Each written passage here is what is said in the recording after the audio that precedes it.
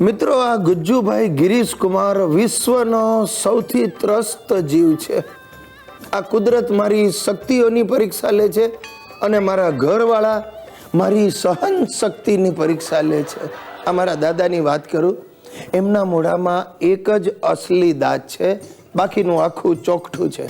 હવે ભગવાનનું કરવું તો હમણાં થોડા દિવસ પહેલાં એ અસલી દાંત દુખવા માંડ્યો, એટલે હું દાદાજીને લઈને ગયો ડેન્ટિસ્ટ પાસે.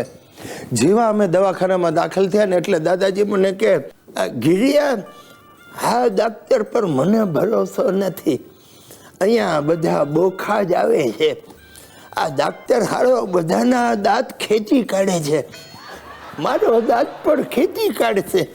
મેં કહ્યું, તમે ચૂપ રહો ને, બધા સાંભળે છે.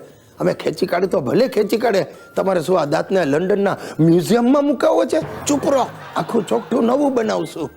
હવે ડોક્ટરે મોઢું ખોલીને કહ્યું, આ નકામો થઈ ગયો. અને દાદા તાડું કે, અરે તું નકામો થઈ ગયો, તારા ઘરનું ખાઉં છું, નકામો થઈ ગયો કોને કે છે?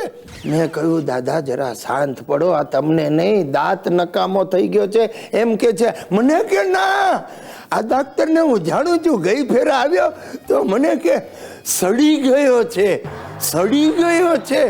અરે મેં કહ્યું, પણ એ દાંત સડી ગયો છે એમ કે છે દાદા.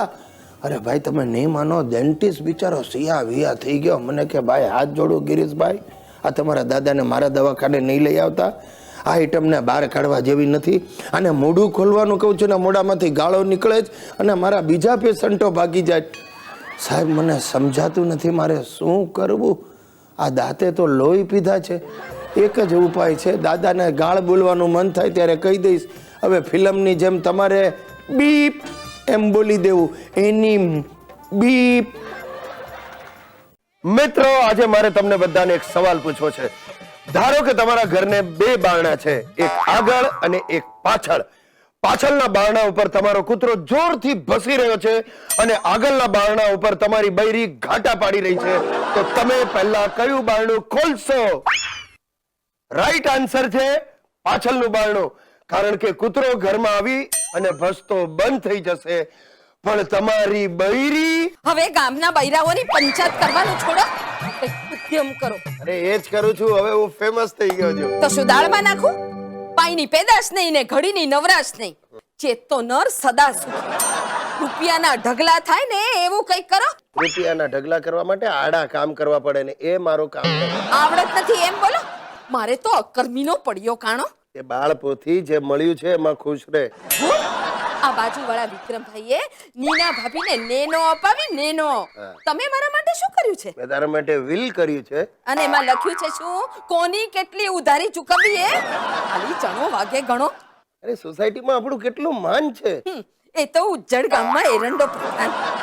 ભાઈ, તું શું મંડી છે? દરેક વાત કેમાં કહેવત ઘુસાડે છે. તને ચિકન ગુનિયાની જેમ કહેવત ગુનિયા થયો છે કે શું? હા, થયો છે. હું તો ઉલમાંથી ચૂલમાં પડી છું.